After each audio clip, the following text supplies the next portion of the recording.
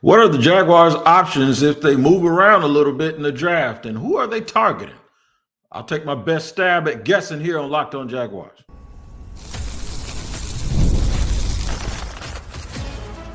You are Locked On Jaguars, your daily Jacksonville Jaguars podcast.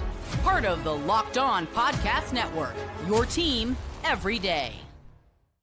Yeah. It is your team every day here on Locked On Jaguars. I'm Tony Wiggins, the host of the Locked On Jaguars podcast. We thank you for making us your first listen. Today's episode is brought to you by Game Time. Download the Game Time app, create an account, and use the code Locked On NFL for $20 off your first purchase. All right, so here's what we're going to cover today. I'm talking about moving around. Not me personally, but the Jaguars when it comes to the draft. We're in the show trying to find the sweet spot. Where's the sweet spot? Like if they want to get into a certain area and get a whole bunch of bites of the apple, where could that be? In the middle of the show, we'll discuss players to watch for if they move, like the positions. And we'll do this. We'll go, okay, if they go this position, and I know it's players over positions, but for the sake of this, we're going to combine them a little bit. If they go this position, then what could they possibly be looking for next? And then the Jaguars move back scenario, we'll discuss that, who some of the teams could possibly be. The more I think about it, I think they're going to bail. I just do, man. I get this feeling that the Jaguars are going to bail. They're going to back up out of it. I don't think they're going to take somebody at 5. It's wild that I've come to that conclusion. And I've kind of come to that conclusion independently. It wasn't anything that I heard or saw. Of course, I had an opportunity to, with everyone else, to talk to Liam Cohen yesterday and listen to him in person about what his feelings are for the team. It's not anything from information. It's just, for me, it just feels like they're going to bail, man. The Jaguar, it feels like unless something crazy happens, like Travis Hunter is there at 5, which people would be crazy to put Travis Hunter there at 5. Now, Abdul Carter, it would take, you see, this is where I'm torn, because as much as I like Carter, I think he can play stack back. I think he could play right where everyone wants Devin Lloyd to play, or whatever y'all wanted Devin Lloyd to turn out to be. I think this is what Abdul Carter can do. I think he'll do it better. But he has to be there for this to go the way I think it should go for the Jaguars. Because in order to have a trade back, you have to have something that is enticing enough for people to come up and give up multiple picks for. And normally that stuff is based on positional value. Edge rusher. Even though a team just might fall in love with him, this is a really, really nice, solid group of edge rushers.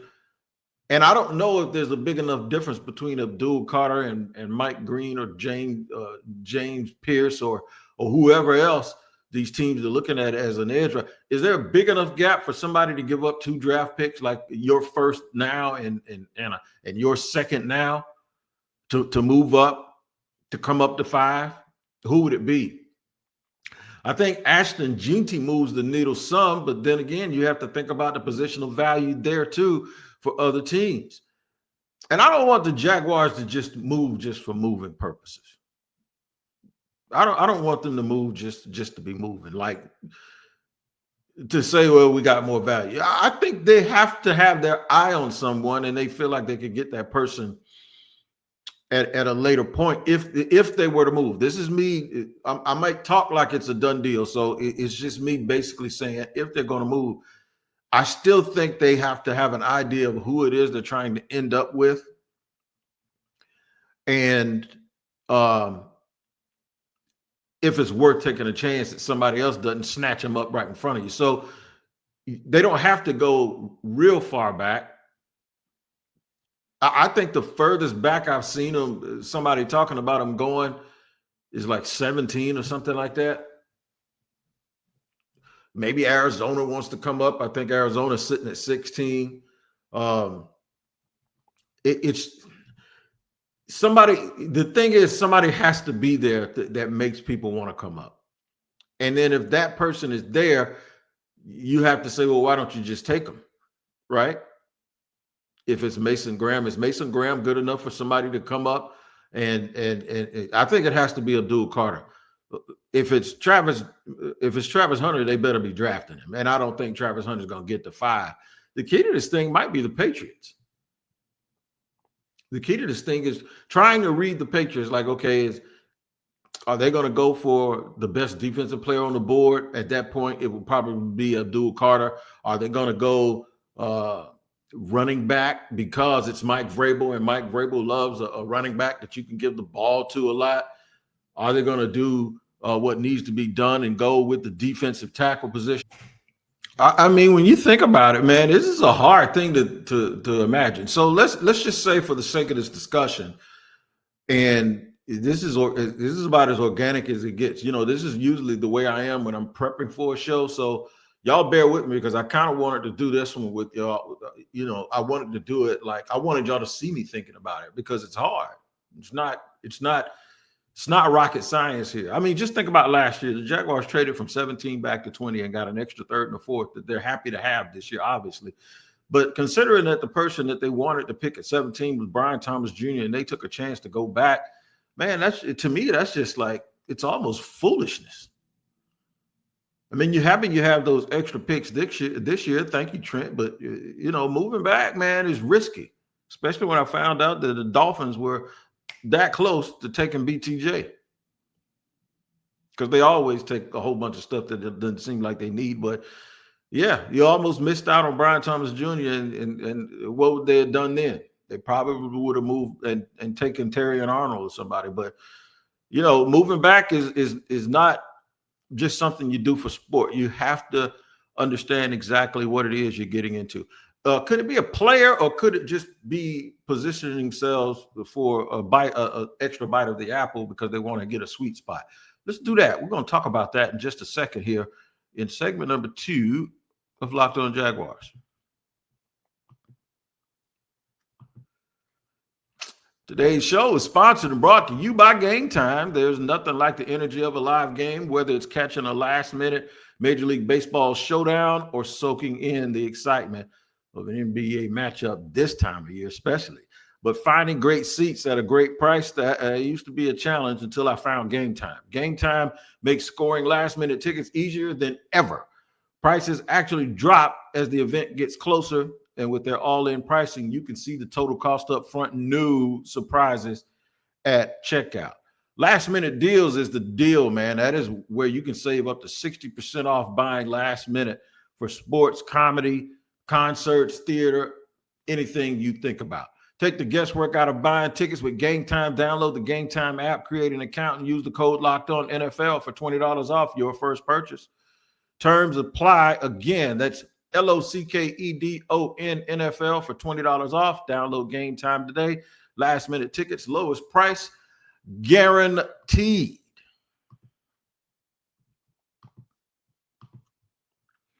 All right, man, moving along here on Locked On Jaguars, where it's your team every day. We thank you for making us your first listen. I said something earlier, and I want to expound on that a little bit. I might even correct it some. I said that if the Jaguars move back, they would have to know who they want to get. That's not necessarily true. They could have a lot of guys that they really, really, really like, kind of all ranked and rated together, and they know where the sweet spot is. Like, look, yeah, we might like to have him a little bit more than we like to have him, but does that mean that we like to have him more than we like to have him and whoever else we could get with an extra second round pick? That is the question. Is that extra bite of the apple worth it? Can you possibly still get whoever it is, like at 5, if you go back to 10? Could you get the player that you really, really covet at 5? I saw a mock draft from Pete Prisco, a buddy, CBS Sports senior writer. He had him moving back and taking Ted McMillan.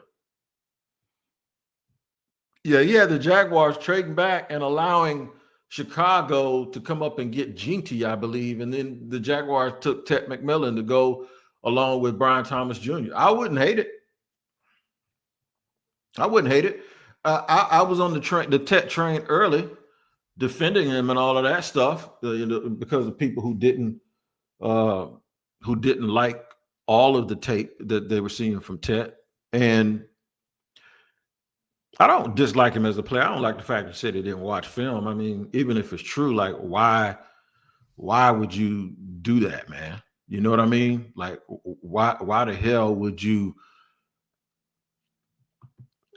I don't know. Just why would you tell people you don't like watching tape knowing it's going to be an issue that might get you? If anything, I'd say you're not very smart for doing that, because he might cost himself 1 or 2 spots or just create a narrative that doesn't exist. But yeah, I don't think they have to necessarily know who the player is. I think they have to understand what could happen, take a real hard look at. They do a real good job of analytics and data and all of that stuff.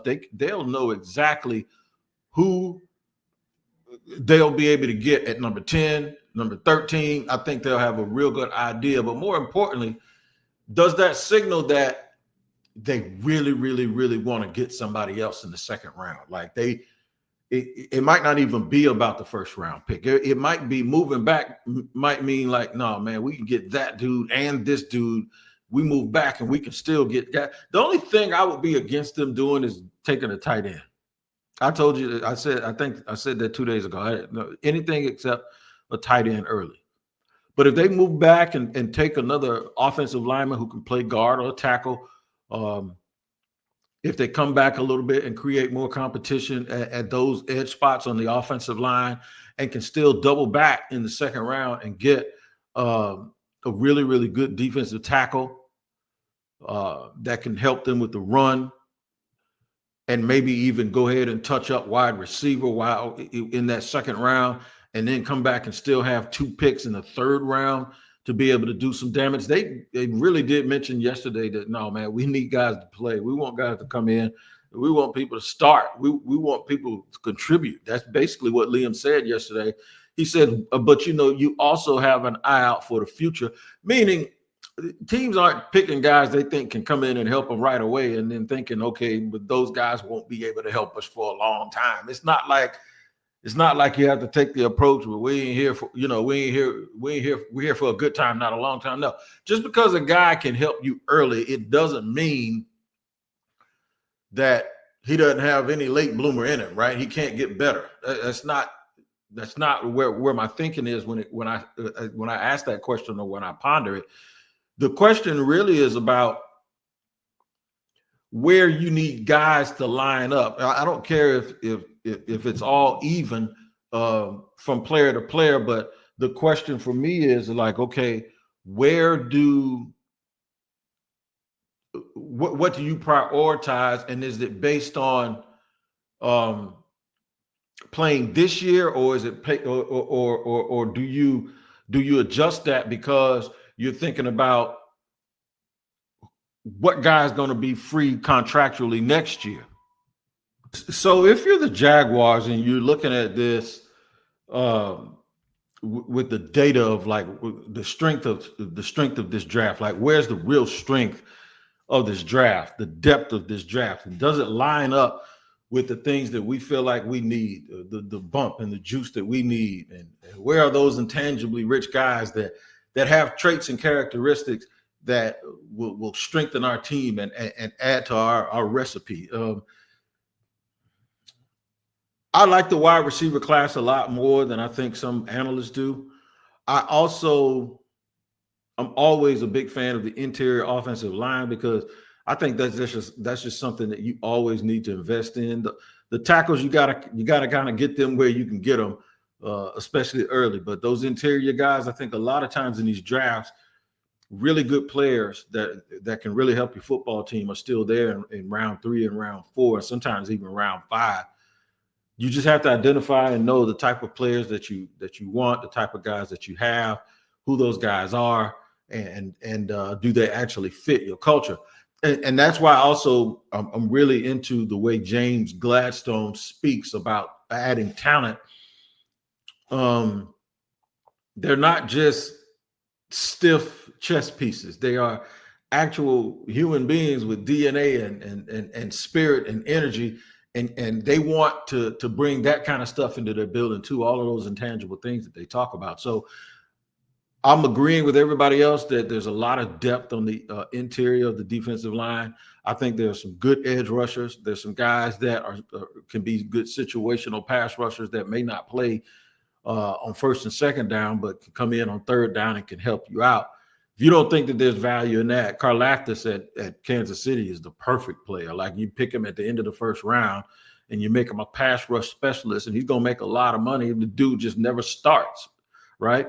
But that's where you swallow your ego, and good teams can have guys do that. I don't think Nolan Smith played as much in Philly as you would have thought he would have coming into year two, but he was a very, very valuable player again for a championship team. So you just have to be able to figure out the type of player that you want, who it is that you want, where's a lot of them located at, and then try to get yourself, if you're the Jaguars, try to get yourself into range to strike and get as many of those guys as possible. And see, to me, I don't think the fifth best player in this draft I don't think there's a huge difference between that and the 23rd best player in this draft. So if you can move back, imagine if the Jaguars move twice. If they go from like 5 to 10 and get a second round pick, and then they go from 10 to 16 and do some sort of pick swap and end up with a third round pick, maybe you drop back and Arizona gives you an additional third, and maybe you send them something late to replenish their pick, but you drop back again, and that allows them to come up some. It's so many possibilities and ways that this thing could go, and I'm just leaning towards them moving back. I'm going to tell you the players that I think will be in the range. I'm going to say the range is about 16, from 16 to 23. And I'm going to tell you why I was so motivated to do this. I'll do it in just a second here on Locked On Jaguars.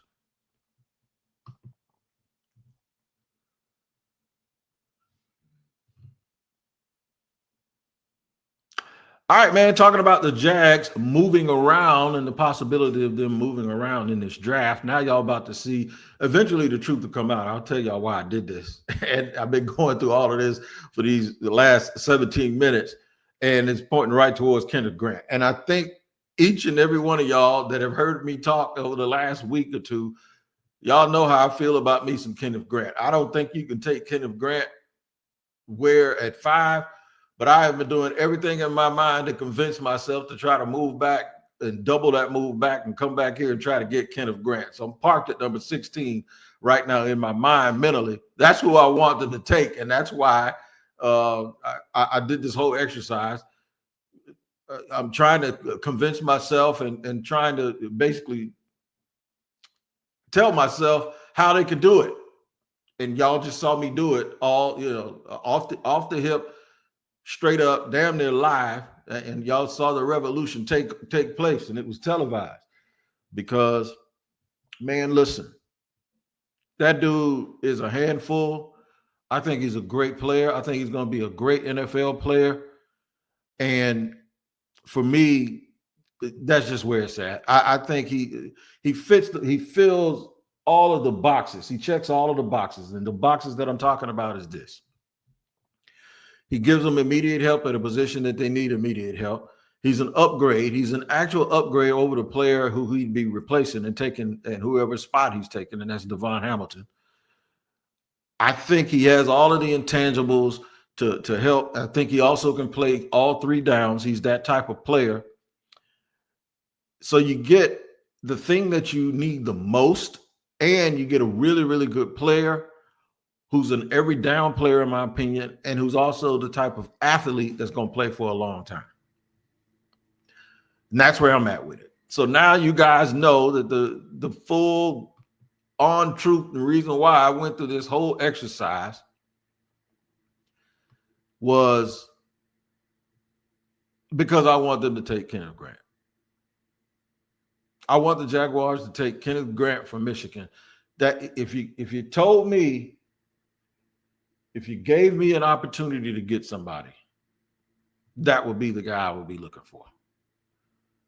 I would be looking for the Jaguars to take Kenneth Grant. So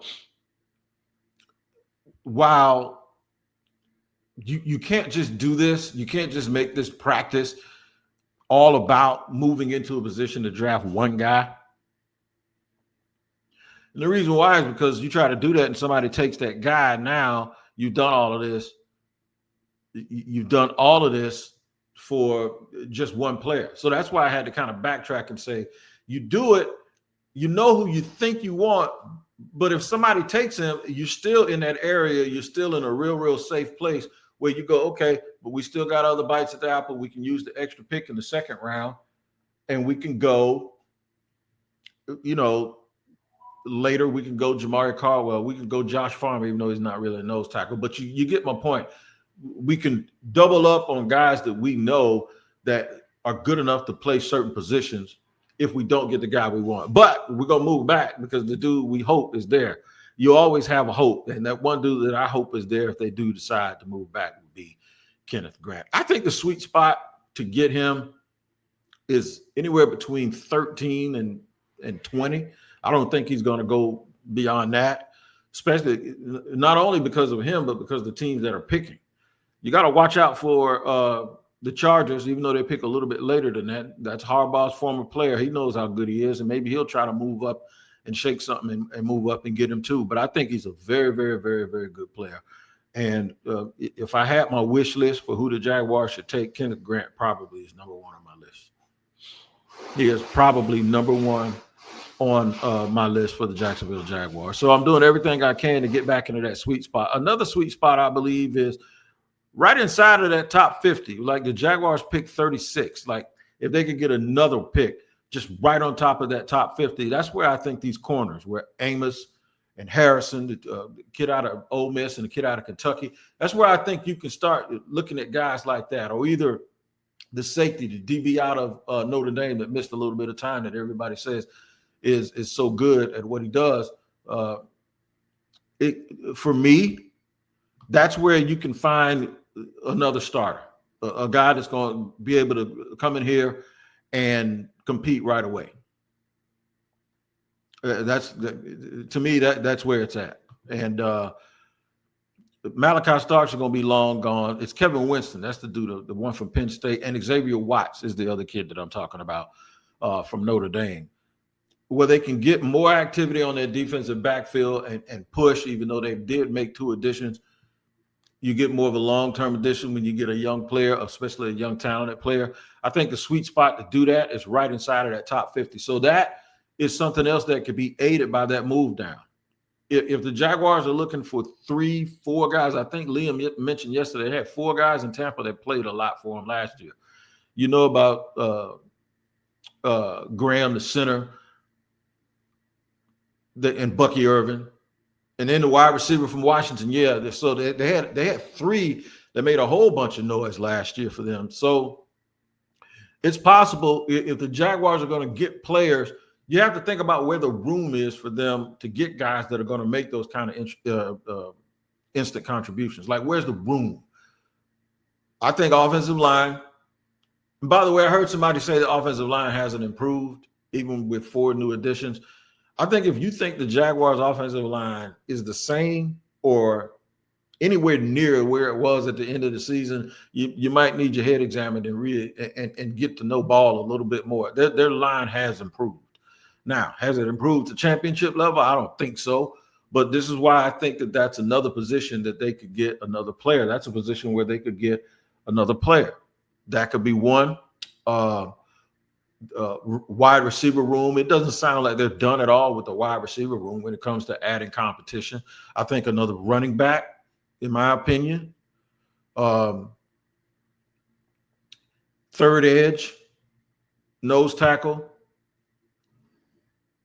Yeah, so there's about 6 positions where you can really imagine them actually needing somebody to come in and like play right away and not just be here to fortify the depth or be here for the future. It's probably going to be offensive line, wide receiver, defensive tackle,